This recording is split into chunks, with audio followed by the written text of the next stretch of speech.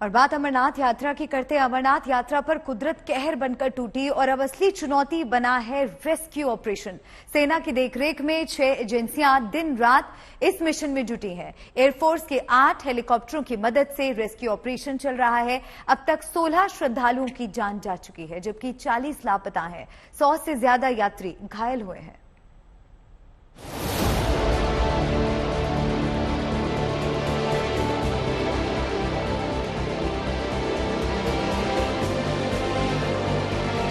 अमरनाथ में पवित्र गुफा के करीब बादल फटने की कुदरती आपदा के बाद अब सेना और दूसरी एजेंसियां दिन रात जिंदगियां बचाने की कोशिश कर रही हैं।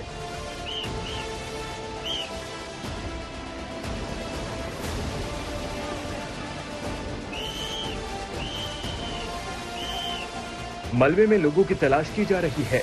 अत्याधुनिक उपकरणों से मलबे को हटाया जा रहा है। जवान लगातार अपने मिशन में जुटे हैं। 40 यात्रियों का अब तक कोई अता पता नहीं है, जबकि 105 घायल हुए हैं, जिनका इलाज किया जा रहा है।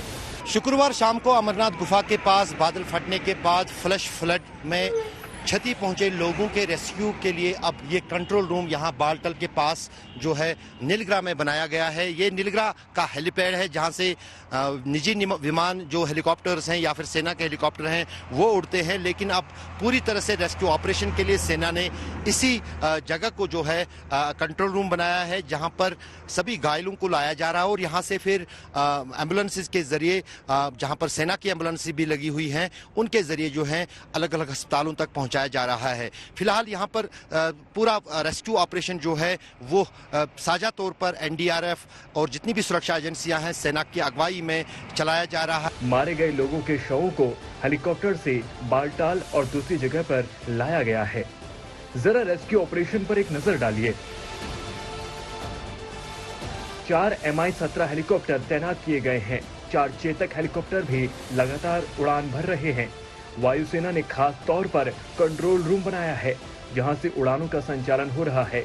कुल 6 एजेंसियां राहत अभियान में जुटी हैं। ताजा बारिश से रेस्क्यू ऑपरेशन चुनौती भरा बन गया है, लेकिन सेना ने ऑपरेशन की कमान मजबूती से संभाल रखी है। सेना के जवान लगातार मलबा हटाने की कोशिश कर रहे हैं। दूर तक फैले पत्थर और मलबा ये बता रहे हैं कि हादसा कितना भयानक था। कई टेंट इस आपदा में तबाह हो गए थे।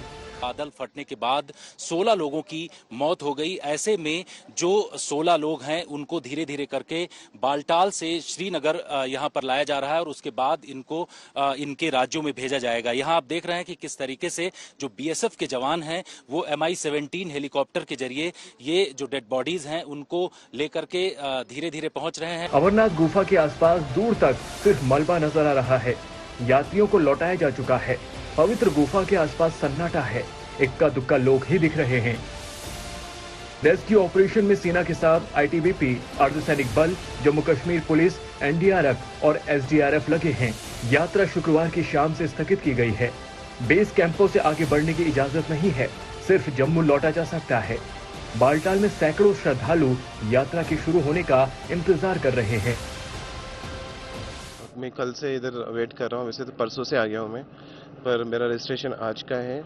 पर वो जो घटना हो गई है क्लाउड बस की, मुझे ऐसा पता चला है कि 2-3 दिन अभी टाइम लगेगा। मतलब बहुत दुखद घटना हुई है।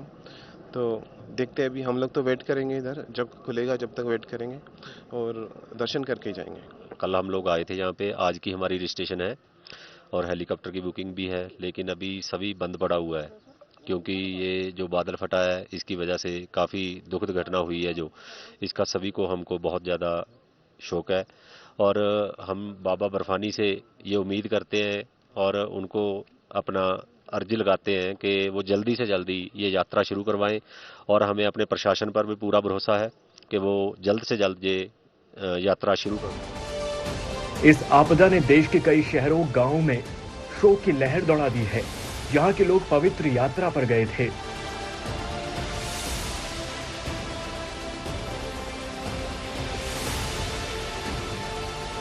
कानपुर से गए 14 लोगों के दल में से 9 ही लौट पाए, बाकी यात्री लापता हैं। राजस्थान के गंगानगर में इस घर में मातम है। शहर के 3 लोगों की इस हादसे में मौत हुई है। अब सभी दुआ यही कर रहे हैं कि रेस्क्यू ऑपरेशन कामयाब रहे और लापता यात्रियों की जान बच पाए। अमरनाथ से जितेंद्र बहादुर के साथ अशरफ वानी, आज तक।